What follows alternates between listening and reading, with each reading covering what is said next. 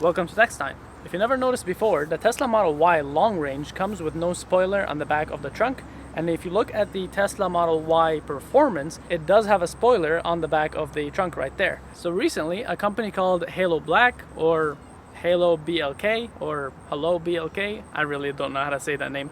They reached out to me and they sent me a carbon fiber spoiler for the trunk of the Tesla Model Y or Performance, whatever you prefer. So I thought for today we should go over and make this car look more like a performance car. We'll see how it looks before and after, and I'll show you the process of how to get it installed. This is what the car looks like before. All right, so let's get it open and see what we have here. I hope you're ready for the reveal, because inside this box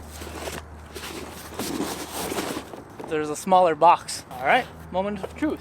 I gotta give it to them. It looks like it's pretty nice, and I'm assuming this is the instructions. So I'm gonna put this aside for now, and it looks like they have English right here and then some other language with their socials down here as well, and their air freshener. It's a nice touch. I'll put this in my car. There's also a package right here. I don't know what language this is on it, but looking through the transparent part on the back, it looks like a double face tape for the spoiler. First, it looks like we have some drawings here, or schematics. It has sketches on it for the car. It would looks like something I would want to, hang on the wall or keep on my desk. And then we have a sticker of some sort, and another sticker, a keychain with their brand, wet wipes, and the manual. So it looks like we're actually gonna need three things. So first off, the spoiler. And notice that on the inside, this is where the double face tape is. And then we're going to also need that orienting sticker.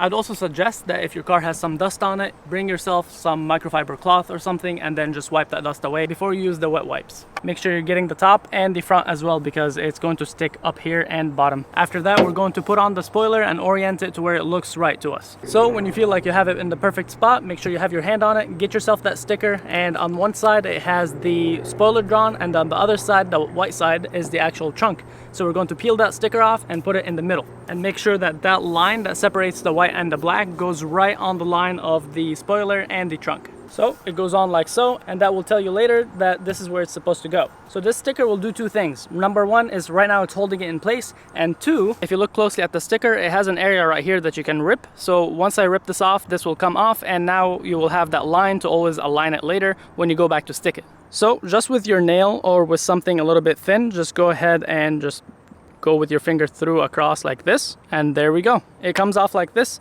So right now you know where to align it, so when you go back to stick it, you're just going to align it like this and just put it on. So at this point, with the spoiler right here, just go ahead and take off the first bit of the tape on both sides for both lines up till about here. So on both sides, just go up till here. So when you have it off like this, just make sure that the tape is, one of them is downwards, one of them is upwards, or you can have both upwards. Just make sure it's not stuck under or like in between. You just want it to be coming out like this. And then go ahead and align it back with that sticker. So I'm gonna go back like this and stick it on. There we go. So I got the first part stuck on, and right now it's not gonna move from place.